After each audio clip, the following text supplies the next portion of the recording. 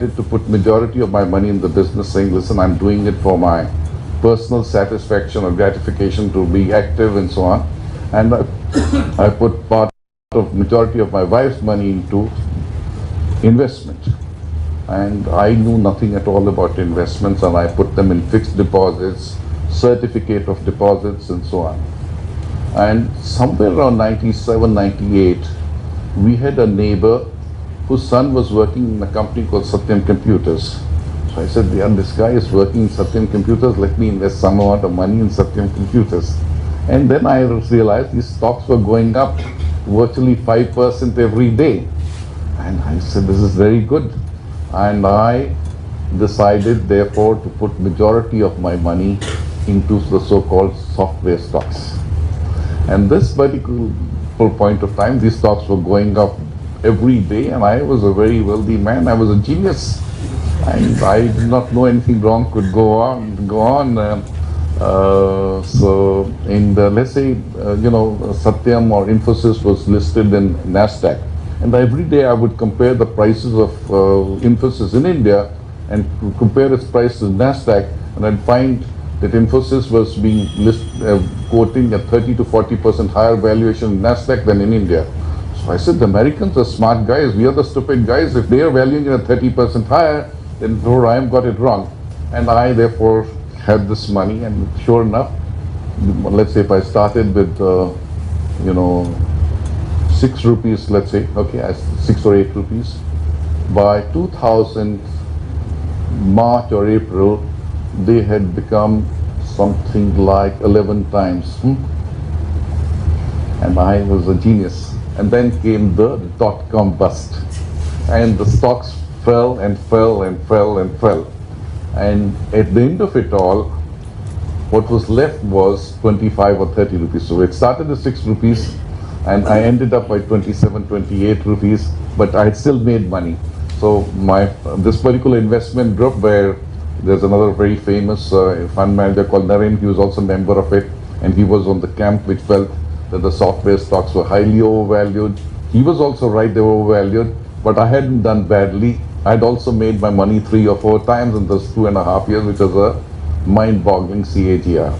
And then I said, I don't understand stock market, and I therefore decided to put back my money into, back into fixed deposits or debt funds and so on and so forth. But that interest in stock market was still there. And somewhere around 2003, 2004, I decided to go and buy a flat in Delhi from a company called Unitech. And I went to their offices. The offices were, most builders have very good offices. The project was nice, everything. So I decided to investigate a bit about the company. The company was available at a valuation of about 100 crores. And Citibank and some other 2 or 3 very major foreign fund managers owned 5% of the company. And I said, look, the office itself is worth 100 crores. I'm sure it's worth a lot more. And I decided to put some small sum of money, maybe 5 lakhs or 7 lakhs of rupees on that particular thing. And forgot all about it. Those days, I was not watching the portfolio on a daily basis and things like that. And therefore, in 2008, all of a sudden there was this big boom on the real estate stocks, and this 5 lakhs or 7 lakhs had become almost 25 crores. So therefore that was a great thing. I was also lucky in many other similar things which happened in this particular period. My wife used to bring a product called Fem home, which was a bleach, and I saw this and I said, listen, this is a company which is probably will be acquired by somebody, having sold my business.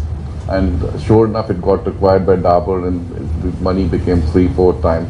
So I was perhaps lucky. I was also following what Peter Lynch calls seeing what sells. Similarly, there was another product called Neutralite, which my wife brought. I found out which company was making it, invested in it, became a 3-4 bagger. So the net result was I did particularly well from the period 2003 to 2008. And 2008, I built a case. I said, listen, everybody said Indian markets are highly overvalued.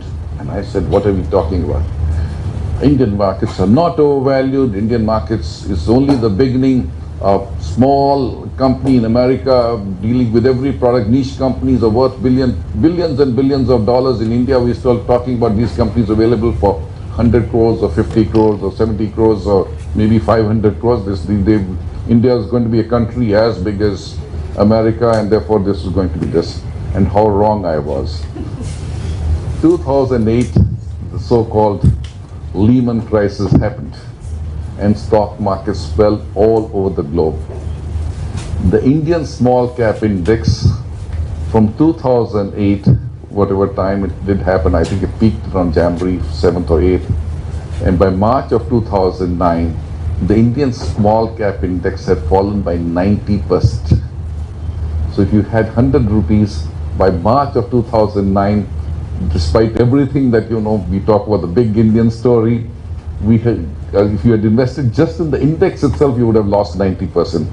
I had lost 75% of my wealth. And fortunately for me, I managed my wife's money. She does not ever ask me, what is the portfolio worth? Where have you invested in it? And our lifestyle has not changed whether we have the money or not. So therefore, that is okay. So nobody ever asked me whatever it is. But we held on to the business.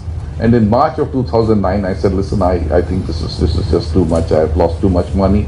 And I started selling it. And when Rajeev Khanna starts selling, the stock market starts going up.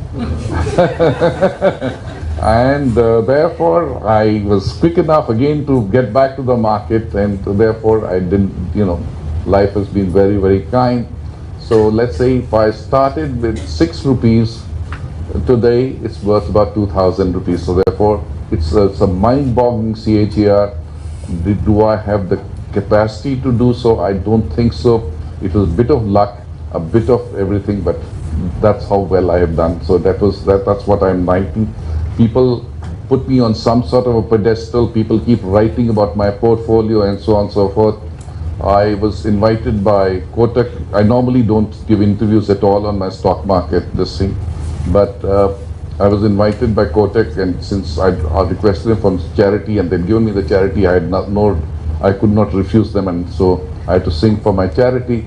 So I went there and I said, listen, I thought I will call this talk of mine as the power of stupidity, because I was in certain cases far too stupid, not knowing when to sell a stock, and therefore it held on and it did well.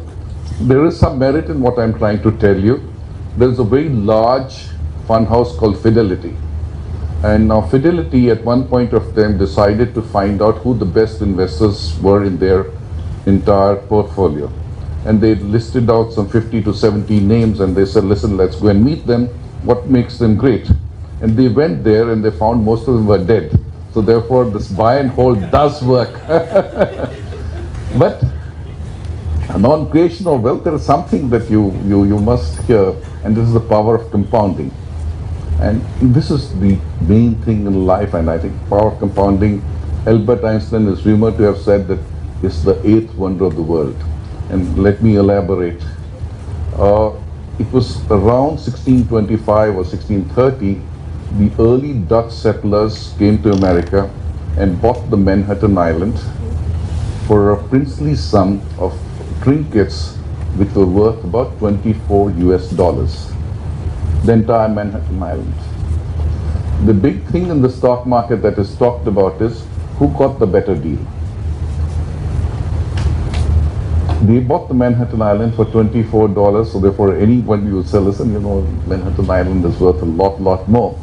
But if you put in that $24 US for the period of 390 years or whatever it is, at 10% interest, today you would be sitting on $150 quadrillion. And a quadrillion is something, a billion is something which is followed by 9 zeros.